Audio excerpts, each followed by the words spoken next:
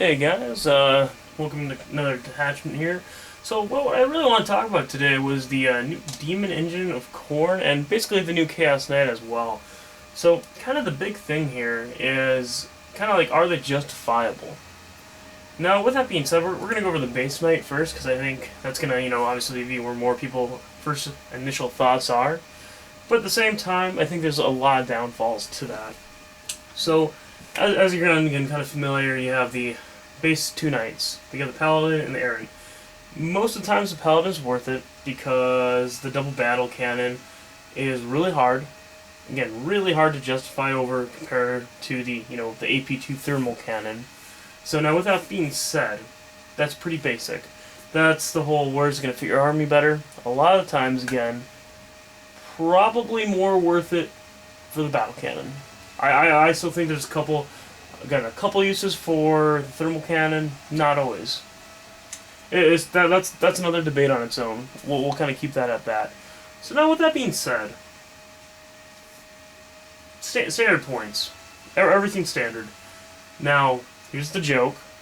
Knights just got a new codex. They got the whole ability swap out stubbers with melted guns, things like that. That's what's kind of annoying.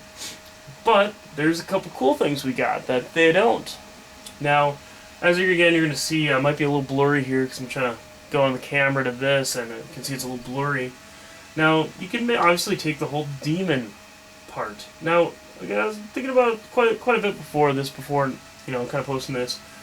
Like the demon of khorne, these points get to start to be kind of crazy, and this is where again the price comparison matters. Like Demon of khorne, okay, because it's Seek Chaos Codex Space Marines. Demon of khorne, not bad. Demon of Nurgle, basically completely useless and pointless. There's very few opportunities where the shrouded part is going to matter. Again, trying to cover yourself up because you're so huge. Potentially, you could kind of get that to work out. It's not going to really work out that well. Tzeentch is going to be probably the best, which I'll explain in a moment. And then Slaanesh again. It already actually this one does not have fleet, so that's the main thing again off Slaanesh. Again, khorne, a couple extra attacks, cool. Nurgle, virtually pointless. Tzeentch, gonna be awesome here in a second. And then Slaanesh again, you get fleet. Now with that being said, why is Tzeentch a big deal? Guess what?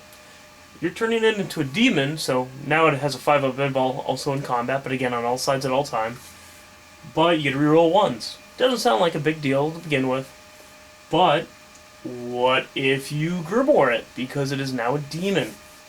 Super big deal. A 3-up with rerolling ones? Huge. Now, let's take it another step. Let's say you kind of have like a flying circus, and you got Be'lakor, and then, Fate Weaver, because we want Fate Weaver just to be a douchebag. And then you got like couple Lord changes, just because of points. It kind of depends on if you're playing 1500, 1850. And that's, you got Nurglings probably for your troops, maybe Pink Horse. You're probably going to do a summon list, and it's all backing up with the Knight. And let's just say you go for Cursed Earth. So you have a Knight with a 2-up rerollable in-ball. And again, with the Grimoire, it's pretty hard for you to fail. When you get rerolled that, again, for the Grimoire, it's pretty hard to fail. Now, if you do fail, you still have a 4-up in-ball where you need it. Again, that's pretty big. And then again, as well, even with Cursed Earth, you should be able to get Cursed Earth with all the psychic stuff that's going on, is the idea. So either way, you're still going to have a decent in-ball. Again, the 5-up on the sides. It becomes a huge support, weird, like, piggyback unit is what it really comes to. Or again, you can split the Knight off, again, still have a 3-up rerollable on ones. That is ridiculous. Now, that's kind of being said. So, it gets expensive, but can other Knights do that? Nope. And that's fucking awesome. Now, with that being said, that's really as simple as it is. You can take the Dirge Caster, which for 5 points, why wouldn't you take it? That's kind of a no-brainer. That's all their huge thing, Dirge Casters. Most people aren't too familiar with them. That means they can't shoot Overwatch. As well, it also gives you that bonus to your other army if you have other assaulters, like let's say you take a dog squad as well, stuff like that. Again, giving advantages there to more than just one because it's a big bubble. Now the Demon engine of khorne, the Kytan or Krytan, I think it's just Satan or something like that's how it's pronounced. This guy's looking a little bit scarier for points because it's 525. Now what you gotta take, I think it's 65 for the Zeech. Yeah, 65, so you're really at 380 plus 65. You're really at 445. And then again, you have all the support. Now here's what's cool about this. Now, we all know and love again Eldar. Basically, everyone should hate Eldar, unless you're an Eldar player. But the really cool thing about this is, so take it from that 445. Basically, to make the knight really justifiable, you kind of need to make it Zeech, or potentially Khorne. So basically, you're kind of looking at that point difference there. Now, for 525, what are you getting? And it's a real question. You get weapon skill 5. You're gonna hit on 5s, or sorry, you're gonna hit on 3s virtually every time, unless it's maybe like. I'll put it this way: anything that's gonna your average guy, you're gonna hit on 3s. There's a couple like super characters or maybe squads you're gonna hit on 4s, but nah. What are you gonna do? Ballistic skill 3. That's kind of a killer, and I'll get into that in a second. Again, now the biggest thing as well is your side armor is 13. So that means you're not going to have to deal with Eldar jet bikes just picking apart your side armor.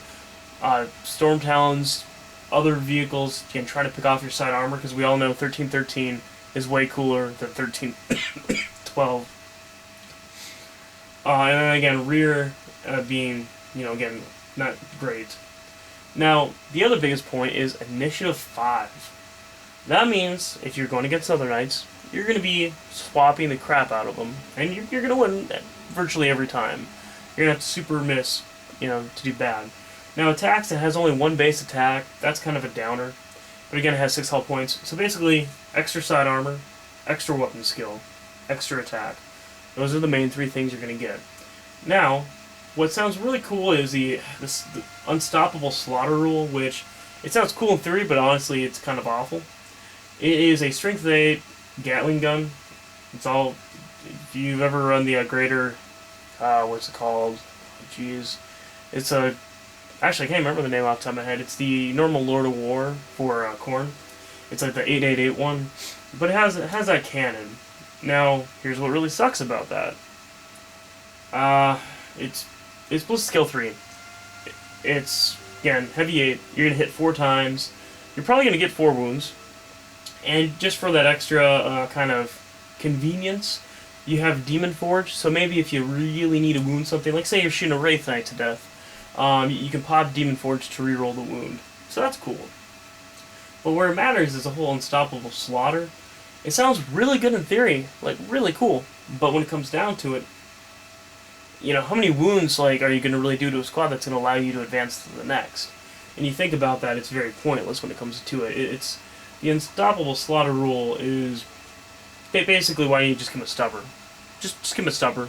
And the reason being you can't swap out weapons like you can with the normal knights. Now how you can, again, take the other Gatling gun and battle cannon, Gatling gun sword, again, the missile turrets. You can't do any of that. That's kind of a disadvantage, again, which via fluff it actually makes sense, although I'm not a fan of it. So with that being said, if you do the combos again to give it a better end ball, I think this knight is insanely good for the price. I would really ideally like to see it around, and then that's a hard point because you got to really think again, like Zeech is kind of the better almost because you get a reroll, and again if you do the combo, but at the same time not having to worry about getting picked off by Eldar everywhere, especially if the Grimoire goes bad. It's 445, and what do you have to do again for that extra weapon skill, extra armor, which is super big, and again the extra attack. Those are the biggest things here, and you're really losing the battle cannon, so I think you're kind of getting the downfall there. I think honestly it should be maybe 480, something like that.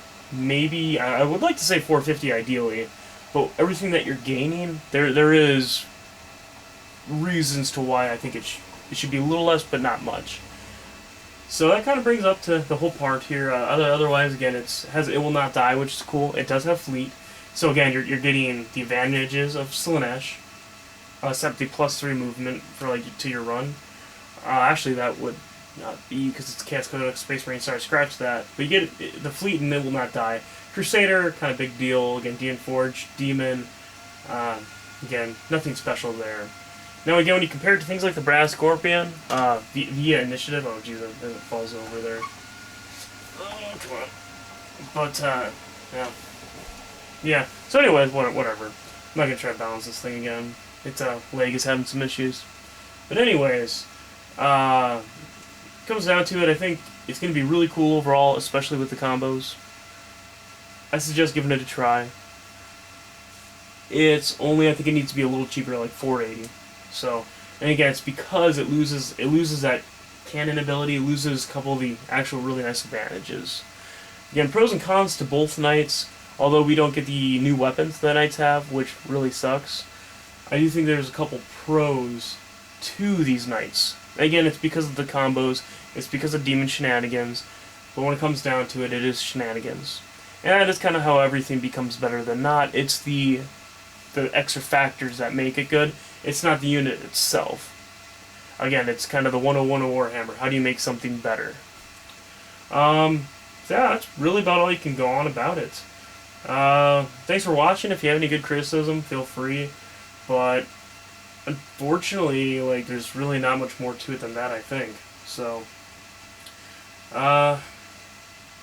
yeah. Thanks for watching. You have a great day. Take care and have a good one.